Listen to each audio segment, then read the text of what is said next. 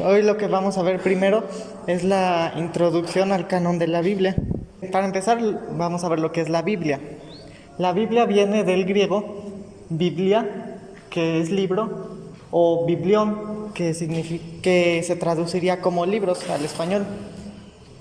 Dentro de las 5 grandes religiones del mundo que hay, 3 se les considera religiones del libro porque se basan en un libro sagrado, las cuales son el judaísmo, el cristianismo y el islam.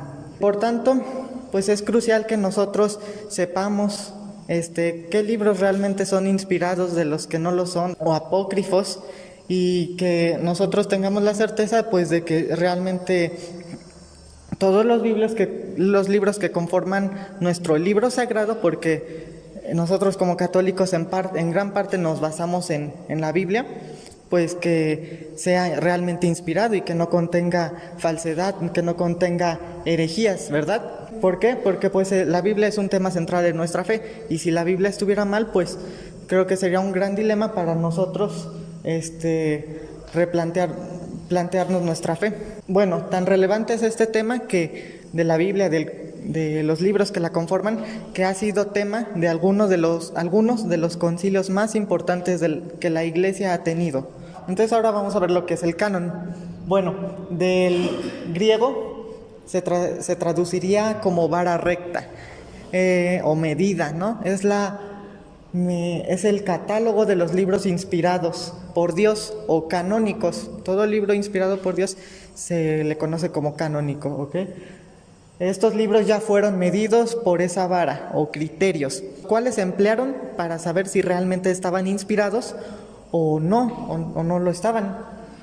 El canon nos garantiza la inspiración de dichos libros, que para nosotros los católicos serían 73. El canon nos delimita lo que es inspirado de lo que no lo es. Y bueno, hay varios tipos de cánones que también ya veremos próximamente, según nosotros católicos, según los protestantes, según los judíos, y según los judíos en época de Jesús.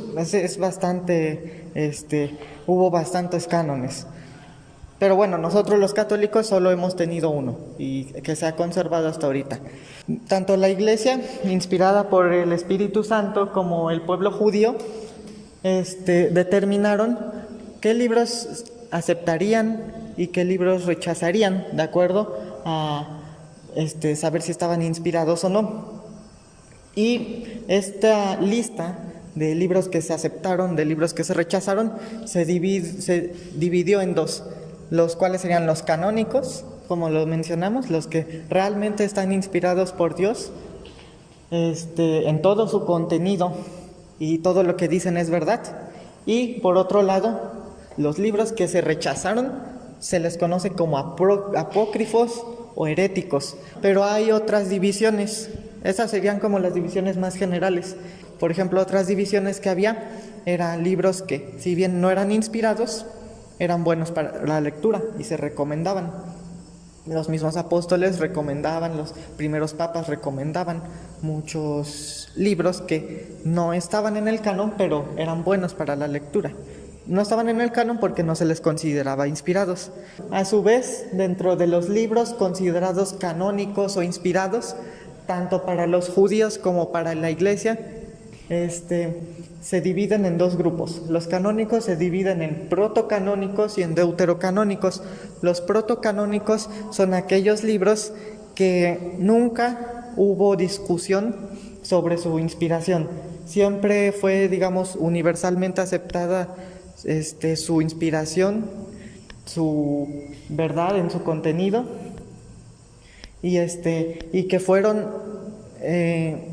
digamos, añadidos al canon sin ningún cuestionamiento. Pero había libros que sí se cuestionaba su inspiración, o sea, no tenían la certeza total de incluirlos o rechazarlos. Entonces,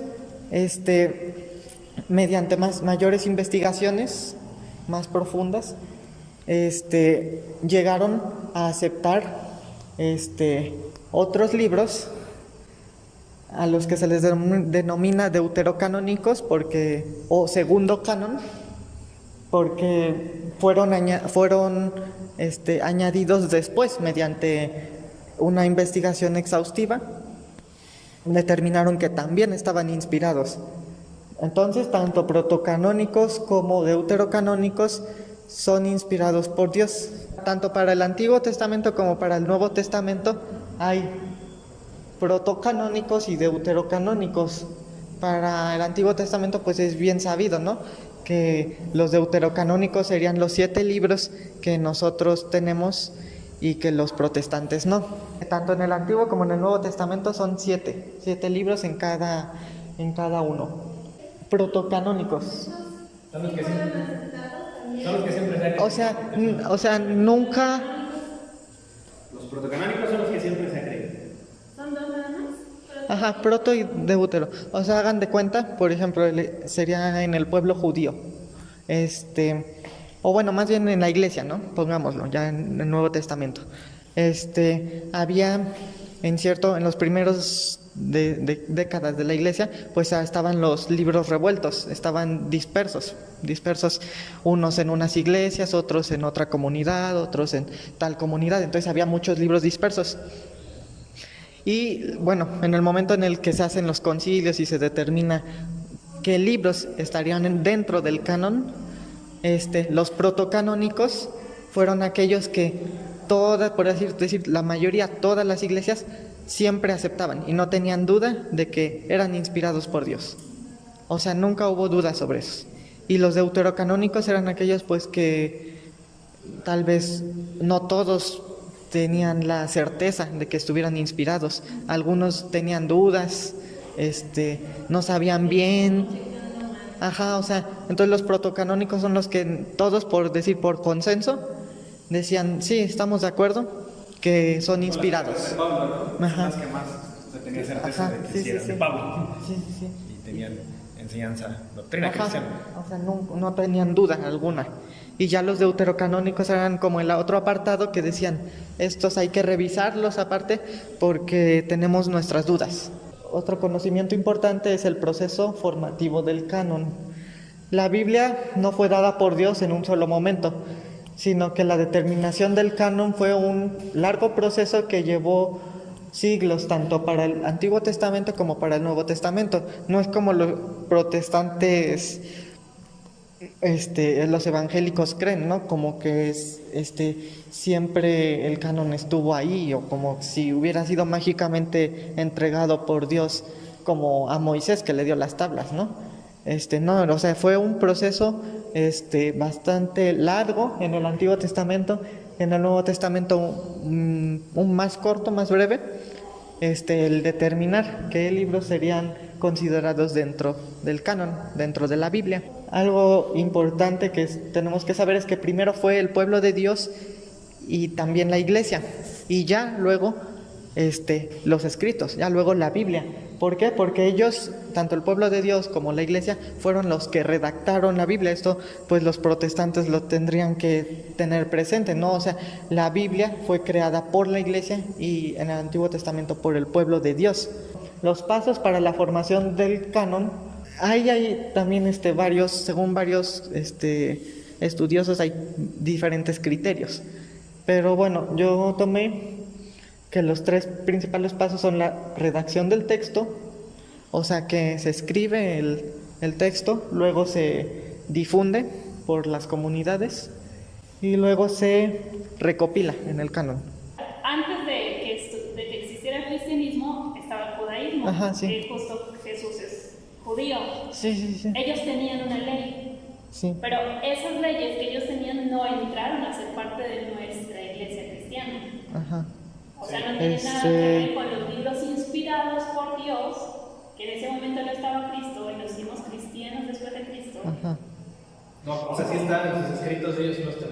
O sea, es que hay una parte de los escritos, como decía Diego, que es el Antiguo Testamento, o Tanaj para los judíos, se divide en Pentateuco o Torah, Pentateuco o Torah, libros, ¿cómo decías? Profetas y los... Ajá, o ley, ajá. La ley es la... Ajá. Entonces el Pentateuco o ley se sigue conservando, ¿no? Serían los 5 primeros libros. Los profetas Ajá. los tenemos, los mismos de ellos. Ajá, o sea, esa ley se sigue, son libros que nosotros tenemos en nuestra Biblia. Ajá. Y ya después, la mayoría de judíos, digo la mayoría porque también hay corrientes del judaísmo, sí rechazaron los deuterocanónicos que nosotros sí tenemos, pero se supone que cuando se hizo el primer compendio, digamos, el más conocido en el tiempo de Jesús, sí teníamos deuterocanónicos. Sí, Vamos a hablar ahorita. no, eso ya va a ser tema, porque ya no me dio tiempo a añadirlo. Son los que no aceptan los protestantes. Ajá. Bueno, más adelante sí lo vamos a ver bien claro para que no haya dudas. Sí, más los judíos es un tema porque son como ahora nosotros los cristianos, ¿no? Que los protestantes tienen un canon y los otros católicos otro, pero ellos en tiempos de Jesús tenían 4 cánones, se decía, y ya luego después de Jesús se declinaron por un solo canon, que sería hoy el protestante, el Antiguo Testamento protestante, ¿ok? Sí. Eso, bueno, más adelante se verá. Pero bueno, entonces los pasos para la formación del canon, a grandes rasgos, serían eso, que primero se escribe luego un libro, un texto, luego el texto se difunde por las comunidades y finalmente son recopilados.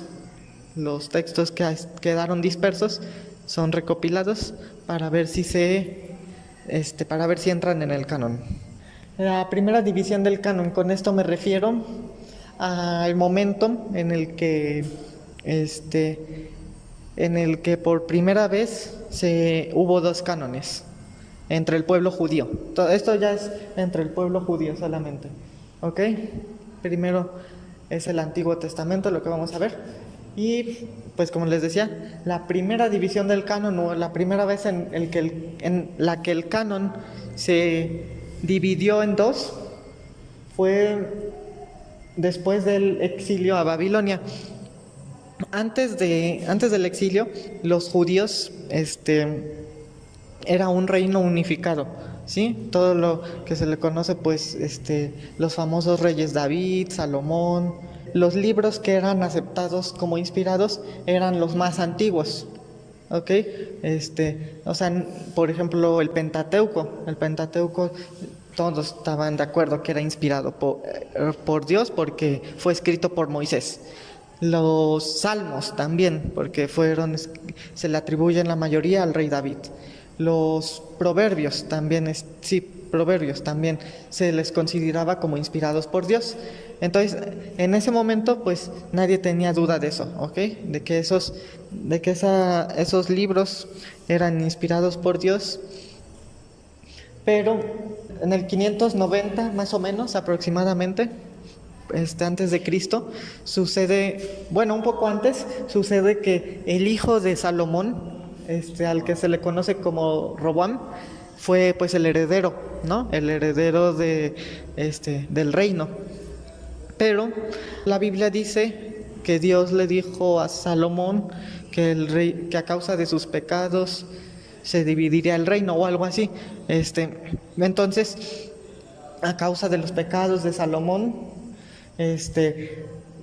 sucede que Roboam, su hijo, por así decirlo, dividió al pueblo, porque había algo así como un impuesto, por así decirlo, muy injusto, muy excesivo hacia las tribus del norte, que Roboam no les quiso quitar. O sea, se quería que siguieran teniendo como ese impuesto, ¿no?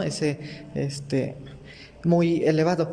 Y entonces, pues las tribus del norte se molestaron, ¿no? De que no les quisiera quitar este tributo, este impuesto tan alto, por lo que el rey Jeroboam aprovechó esta situación para llevarse a 10 tribus, a 10 de las 12 tribus, al reino del norte, y así dividir el reino.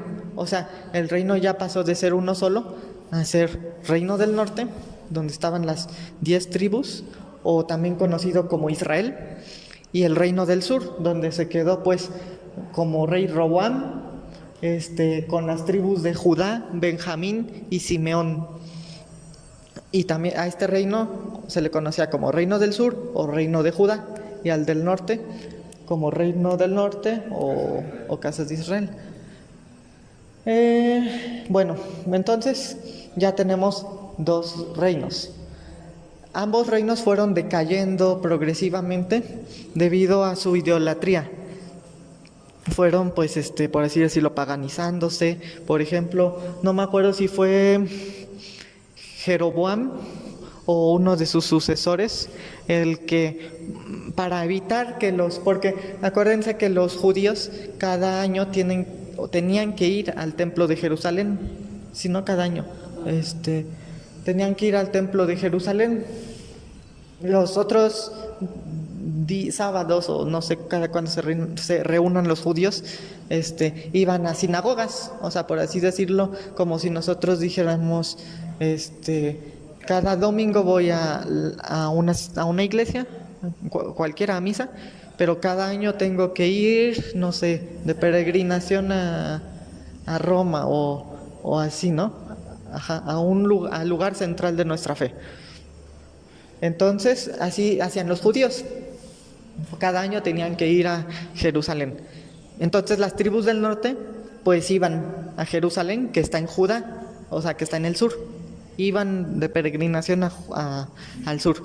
Pero el rey, que no me acuerdo qué rey era, si Jeroboam o otro, sí, Jeroboam, para evitar que esto sucediera y que se fueran al sur, mandó a hacer creo que 4 estatuas o dioses, mandó a hacer 4 dioses paganos para que fueran con esos dioses paganos y ya no fueran al templo de Jerusalén.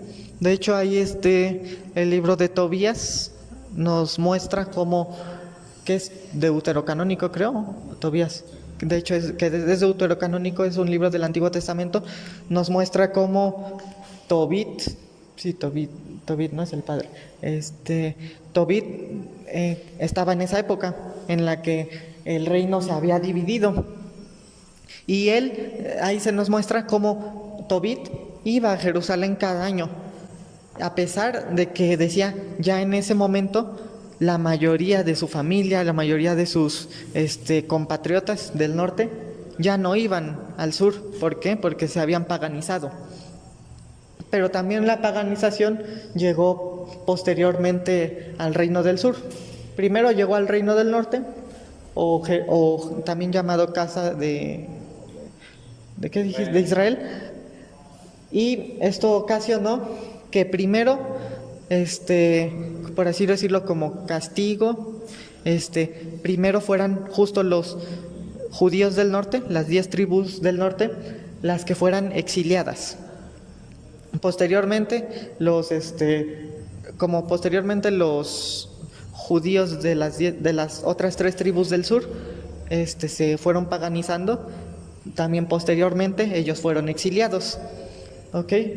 Primero, como dije, los primeros en ser exiliados fueron los del norte, que fue en el 722 a.C., las 10 tribus del norte fueron exiliadas a Asiria, y ya ellos ya no volvieron a regresar, ya fueron exiliados y se dispersaron, pues ya se quedaron en Asiria o se fueron dispersando por otras naciones, ya no volvieron de nuevo a Jerusalén, a Palestina, ¿no? Hoy en día. Y posteriormente le llegó este castigo al reino del sur, los cuales fueron exiliados a Babilonia en el 590 a.C. aproximadamente. De aquí, bueno, ahí veremos fueron exiliados a Babilonia en el 590 a.C. y posteriormente los griegos fueron a conquistar Babilonia, que hoy Persia, donde está Babilonia, ¿no? Entonces, primero fueron llevados a Babilonia, exiliados, y luego llegaron los griegos además a conquistarlos. Entonces, sucede esto que en el 520 a.C., 70 años después, se les permite regresar a Judá, o Jerusalén. Fue por una causa de fuerza mayor que el rey Ciro de Persia les permitió ya regresar, ya no los quiero más aquí, a los judíos, ya si quieren pueden regresarse. Pero esto fue 70 años después, o sea, el exilio duró 70 años. En el 520 a.C. ya se les permitió, por así decirlo, regresar, ya no estar forzosamente ahí. Pero lo que sucedió es que solo regresó un pequeño grupo de los judíos tradicionalistas. La mayoría se quedaron ahí, o al igual que las otras 10 tribus que vimos que se habían ido a Siria y que de ahí ya se habían dispersado, también estos que estaban en Babilonia, también la mayoría dijo, nos quedamos aquí o nos dispersamos por otras naciones del mundo. Y solo un pequeño grupo de esos judíos tradicionalistas que había dijo, nosotros sí regresamos a Jerusalén, porque pues allá está el templo, porque hay que reconstruir nuestra civilización, nuestra nación. Estos últimos judíos que les digo que son minoría, de hecho se dice que eran cerca del 10 o 20% de todos los judíos que había por el mundo. O sea, solo el 10 o el 20% regresaron a Jerusalén, regresaron a Judá. Entonces están estos judíos que regresaron, a los que denominaremos como nacionalistas, o fanáticos, por así decirlo. Y están los otros judíos, que era la mayoría, que se quedaron dispersos por el mundo, a los cuales pues les vamos a llamar judíos helenizados o judíos helenísticos. ¿Por qué? Porque pues aprendieron griego. Aprendieron griego, perdón. Por eso se les conoce como judíos helenísticos. También por eso hubo la necesidad de transcribir la escritura antigua al griego, ¿no? Es cuando hacen la Septuaginta, que vas a hablar ahorita. Sí. Entonces, bueno, como decíamos, los judíos, no sé si desde siempre hablaron hebreo, no. Sí, los judíos desde siempre hablaron hebreo, pero en el momento en el que los llegan a Babilonia y posteriormente llegan los griegos, pues también aprendieron griego. Y esos judíos que aprendieron griego se les conoce como judíos helenísticos o judíos helenizados. Helenístico es sinónimo de griego, algo así. O sea, propio del griego, de la cultura griega, del idioma griego. Sí, de hecho es el nombre oficial de Grecia, República Helénica. Sí. El nombre oficial. Sí. Y bueno, los otros, el pequeño grupo de judíos que sí volvió a Judá, a Jerusalén, les denomina como judíos nacionalistas. ¿Por qué? Porque bueno, ellos, pasado este tiempo, en el 520, después de haber estado exiliados 70 años, regresaron a Jerusalén y regresaron con copias de los escritos sagrados que tenían, que ya vimos que pues eran pues principalmente el Pentateuco, los Salmos, los Proverbios. Pero los que regresaron a Jerusalén, la minoría que regresó a Jerusalén, pues sí, tenía, por así decirlo, esa aversión a la cultura griega o considerada pagana por ellos, ¿no? Entonces ellos regresan con la intención de restablecer y completar la religión, o sea, por así decirlo, que ya no le faltara nada, que estuviera ya completa para siempre. Entonces ellos regresan a Jerusalén con esa intención, con esos textos sagrados, con esa aversión al idioma griego, a la cultura griega, con un nacionalismo tal que ellos mismos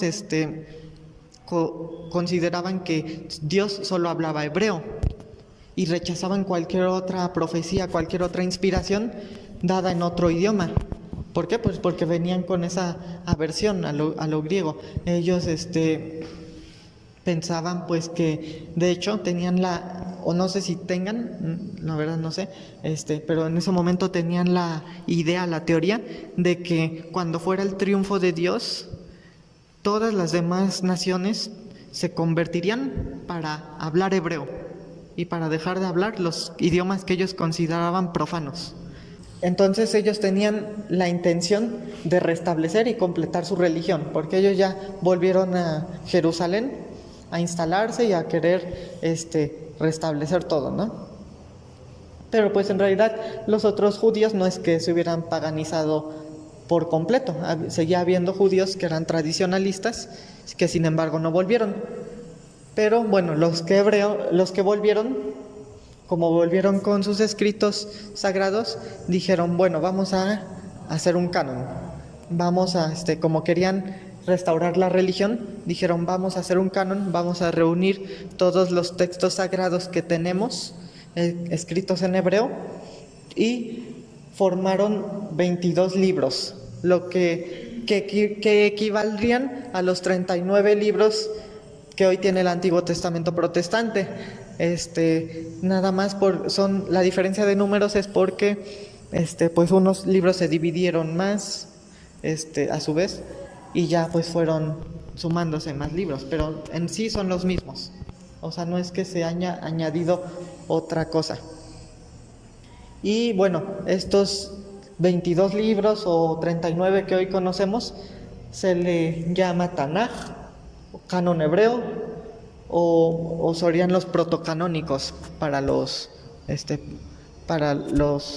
nosotros, ¿no? Como protocanónicos del Antiguo Testamento. ¿Sí? Bueno. Y esta recopilación, esta tarea se llevó a cabo inicialmente con la ayuda de Esdras y Nehemías. Ya pues digo inicialmente porque pues fue un proceso largo que pues ellos no alcanzaron a completar. Aunque ellos hicieron su propio canon y lo quisieron ya establecer por completo, como decíamos, querían restablecer su religión, darle un sentido completo, por tanto cerraron el canon. Dijeron, estos 22 libros o 39 de hoy son inspirados y ya no hay otro libro más. Estos son los libros que tenemos y que vamos a usar. Pero pues la realidad es que Dios no hizo una alianza solo con ellos, solo con ese pequeño grupo que volvió, solo con esas 3 tribus que regresaron de Babilonia, sino con las 12 tribus de Israel. Dios hizo una alianza con las 12 tribus y con las otras tribus de judíos helenísticos, que eran la mayoría, eran cerca del 80 o el 90%. También se les conoce como judíos de la diáspora porque estaban dispersos, o sea, no estaban en Jerusalén, como el pequeño grupo que volvió a Jerusalén. Los otros se quedaron dispersos por el mundo, realizando pues la misión, por así decirlo, la misión dada por Dios de llevar la ley, de difundir la ley por las demás naciones. Pero este pequeño grupo de judíos que volvió a Jerusalén, pues se ensimismaron en sí mismos. Por así decirlo, como si nosotros dijéramos, nuestro grupo nos vamos a encerrar y no vamos a aceptar que otros vengan, no vamos a aceptar que otro grupo de Biblia se forme, ¿ok? Nosotros somos el único grupo de Biblia escogido por Dios y ningún otro libro, ninguna otra persona, ningún otro grupo más tiene cabida, ¿ok? Entonces, eso fue lo que hicieron las 3 tribus que les digo, que volvieron de Babilonia. El pequeño grupo de las 3 tribus que volvieron de Babilonia, porque no fueron todos. Pero bueno, Dios hizo una alianza con las 12 tribus, como les dije. Y así como la historia siguió transcurriendo después del exilio, después de que volvieron del exilio, pues también Dios siguió hablando, siguió mandando profetas, aunque ya no con tanta frecuencia como en el pasado. Dios seguía hablando. Les mandó, por ejemplo, al profeta Daniel. Y Dios pues ya no les hablaba como ellos creían solo en hebreo, ya les hablaba pues en otros idiomas, en griego, por ejemplo, principalmente, ¿no? En griego. Y bueno, todo esta revelación, estas profecías que siguieron transcurriendo pero ya no en hebreo, sino en griego. Al final, fueron a pasar lo que fue, al final, pues, desencadenó que se hicieran otros 7 libros más, escritos en griego, y que serían los que nosotros conocemos como deuterocanónicos del Antiguo Testamento, ¿ok? O sea, esos libros, los deuterocanónicos del Antiguo Testamento, mayormente se escribieron en griego, ya no en hebreo, como los otros pensaban que solo Dios hablaría hebreo y que no hablaría un idioma profano, no se revelaría en un idioma distinto al hebreo. Pero la realidad es que vemos pues que sí lo hizo. ¿Por qué? Porque las otras 12 tribus, los demás judíos de las otras tribus y que eran mayoría, pues habían adoptado el idioma griego, y Dios pues les revelaba, ¿no? En ese idioma ellos escribían sus profecías, sus revelaciones en griego. Bueno, entonces estos 7 libros deuterocanónicos, que serían Tobías, Judith, Sabiduría, Baruch, Primera y Segunda de Macabeos, fueron escritos en su mayoría en griego, como les dije, y en la zona de la dispersión, no en Judá. ¿Por qué? Porque pues ellos no regresaron a Judá. ¿Ok? Se quedaron, como les dije, dispersos por otras naciones y hablaban griego. Entonces, estas 2 cosas, y aparte que pues escribieron después del exilio, fueron causa de que los judíos nacionalistas, de los judíos fanáticos que estaban en Jerusalén, dijeran: esos libros no son inspirados por Dios. ¿Por qué? Porque fueron escritos en griego y Dios no habla griego, porque fueron escritos en la zona de la diáspora, o sea, fuera de Judá, y porque son ya posteriores. Entonces esos libros no cuentan, no los aceptamos. Pero la realidad es que los demás judíos pues sí los aceptaban. Sí aceptaban esos deuterocanónicos que les mencioné.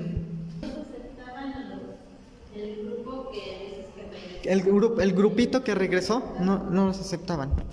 Pero los demás judíos, que eran la mayoría, el 80%, 90% de judíos totales, estaban en la dispersión, estaban en otras naciones. Y ellos sí los aceptaban. Entonces, bueno, como les dije, la mayoría de los judíos estaban dispersos. Una pequeña parte regresaron, eso hay que tenerlo presente. La pequeña parte que regresaron formaron su canon de 22 libros o 39 libros, que sería lo mismo. Lo que hoy conocemos como canon hebreo, o el canon que tienen los protestantes, ¿ok? Del Antiguo Testamento, acuérdense. Entonces la mayoría pues de judíos eran judíos helenísticos, porque hablaban griego. Ya no eran fanáticos de pensar que el griego era profano y que tendrían que hablar solo hebreo, ¿ok? Ellos ya hablaban griego. Y ellos, estos judíos que les menciono, fueron los que, por así decirlo, dispersaron el conocimiento de la ley, por así decirlo, cumplieron la misión, ¿no?, que Dios tenía, de que la ley se difundiera por las demás naciones. Mientras los otros se encerraron en sí mismos, los otros fueron puerta por puerta, ¿no?, por así decirlo. O sea, como si nosotros nos encerráramos, nuestro conocimiento no pasaría de aquí. Pero si nosotros vamos allá afuera y lo compartimos con los demás, estamos cumpliendo la misión que Dios quiere, la misión que Dios nos ha encomendado. Y así mismo hicieron los judíos helenísticos, los judíos de la diáspora, ¿ok?, porque vivían fuera de Judá. Ellos dispersaron el conocimiento de la ley, y tal fue la influencia de que el judaísmo llegó a influenciar, por ejemplo, el derecho romano, llegó a influenciar a filósofos. Entonces llegó a influenciar otras naciones. Entonces la ley se dispersó gracias a estos judíos que no quisieron regresar a Jerusalén, sino que se quedaron por el mundo compartiendo su religión, sus costumbres, ¿no? O sea, Cristo todavía le tocó cuando ya habían regresado los judíos, el exilio babilonio había reconocido. Ajá, miren. De hecho, Fue una esta. iniciativa que tuvo Nehemías, Zorobabel y el otro, ¿cómo se llama? Esdras. Ajá, de hecho, esta es la, por decirlo, así decirlo, cronología de redacción del Antiguo Testamento. Tenemos que el Antiguo Testamento se divide en Pentateuco, libros proféticos, libros sapienciales y libros históricos. Y aquí tenemos pues las fechas entre las cuales se formó cada conjunto de libros.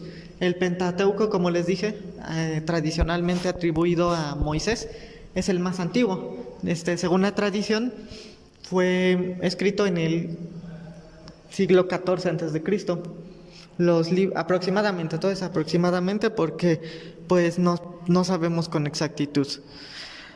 Luego, el conjunto de los libros proféticos fueron escritos entre los siglos 8 al 5 a.C. Posteriormente, los sapienciales,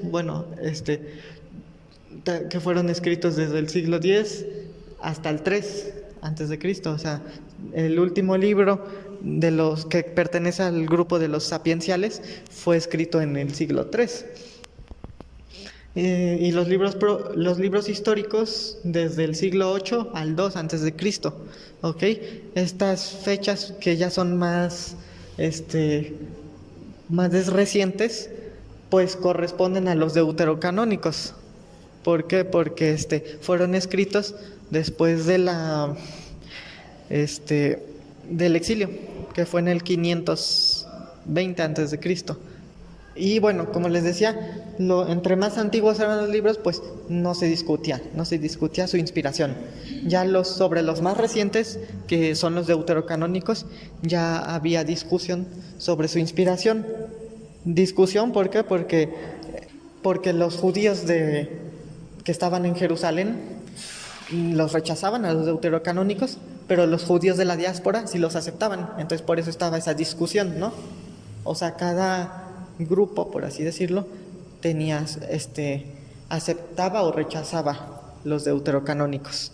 Ahora tenemos lo que es el canon alejandrino, o lo que se conoce también como Septuaginta o Biblia de los 70. Como les dije, los judíos de la diáspora, los judíos helenísticos, que eran la mayoría, se dispersaron por el mundo el conocimiento de la ley.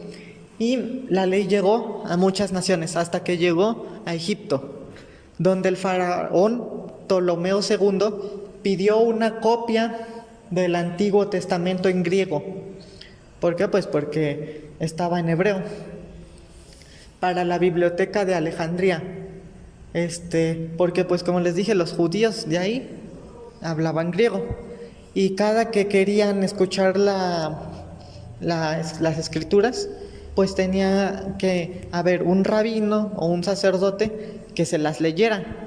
Entonces el faraón pues pidió que la Biblia se tradujera al griego para tenerla en su biblioteca y para que la pudieran pues leer, ¿no? Más sin necesidad de que se estuviera traduciendo a cada rato. Por eso el faraón mandó a traer 72 sabios o 72 escribas, 6 de cada tribu. Acuérdense que son 12 tribus, mandó a traer 6 sabios de cada tribu para que tradujeran la Biblia, tradujeran hasta entonces canon hebreo al griego. Y los encerraron por 70 días, porque se dice, según la tradición, que en 70 días fue el tiempo en el que lograron cada uno por su cuenta traducir todos estos escritos al griego, del hebreo al griego, todos estos 22 libros. Y bueno, lo que hicieron aquí fue que añadieron los deuterocanónicos, o sea, los libros que ya estaban en griego, los añadieron a los otros 22 libros, quedando en total 29, o lo que hoy sería 46, pero son los mismos. Nada más acuérdense que varía porque unos libros se dividieron y de ahí pues si un libro se divide quedan dos, ¿no? 2 libros, y así fue como hoy se dice que son. Y ese es el canon que usó Jesús y los apóstoles, ¿no? Ajá, La Septuaginta, es lo que usaron ellos cuando sí. se cita Citan en el Evangelio, Ajá. usaron eso. Sí. Y por eso la Iglesia Católica, como Antiguo Testamento, usa la base esa. La Septuaginta. Por eso tenemos los deuterocanónicos, los católicos, porque fueron agregados. Sí. Entonces, bueno, ellos añadieron estos deuterocanónicos que ya los judíos de la diáspora ya consideraban como inspirados, ¿ok? Se lo añadieron a los otros 22 que ya tenían desde hace tiempo, ¿no? Y que los judíos que estaban en Judá aceptaban, ¿ok? Por estar escritos en hebreo. Entonces, tradujeron los 22 del hebreo al griego y le añadieron los otros 7. Se dice que la traducción fue tomada como un milagro, lo que causó que posteriormente la Septuaginta se popularizara por todo el mundo, porque se dice que los 72 ancianos o los 72 sabios tradujeron exactamente igual los 29 libros de la Septuaginta. O sea que cada uno por separado la tradujo y cada uno tuvo el mismo resultado, con diferencias muy mínimas. Entonces esto pues causó que se viera como un milagro, ¿no? Que todos habían llegado a tener la misma traducción. Lo que causó que la Septuaginta, o sea, el otro canon, el canon alejandrino, por así decirlo, o sea, tenemos el canon hebreo, el canon alejandrino que tiene los deuterocanónicos más el canon hebreo. ¿Sí se entiende esa parte? Sí, el alejandrino sería la traducción del hebreo. Ajá, o sea, tenemos el canon hebreo, que fue el que tenían los judíos que estaban en Jerusalén, el pequeño grupo de judíos que estaban en Jerusalén. Y el canon alejandrino fue el que formaron la mayoría de los judíos que estaban en la dispersión. Al canon hebreo que ya tenían, lo tradujeron al griego. Y a esos libros le sumaron los otros 7 que habían sido inspirados posteriormente. ¿Ok? Luego, entonces formaron lo que se le conoce como canon alejandrino o Septuaginta, la cual se popularizó por todo el mundo, se usaba en todas las sinagogas de todas las naciones donde había judíos. Pero tú dijiste ahorita que el milagro fue de que todos habían hecho la misma traducción. Ajá. ¿Pero estaban haciendo la traducción del mismo libro o? Ajá, o sea, los 72 sabios, cada uno por separado, tradujo los 22 libros del hebreo al griego. Y lo que llamó la atención fue que todos tenían casi exactamente lo mismo. O sea, no diferían significativamente en su traducción, lo cual fue tomado como un milagro que causó que este canon se popularizara por todo el mundo. Este canon que tenía los protocanónicos y los deuterocanónicos, ¿ok? Que en total eran 29 libros o 46 de hoy, de nuestro Antiguo Testamento.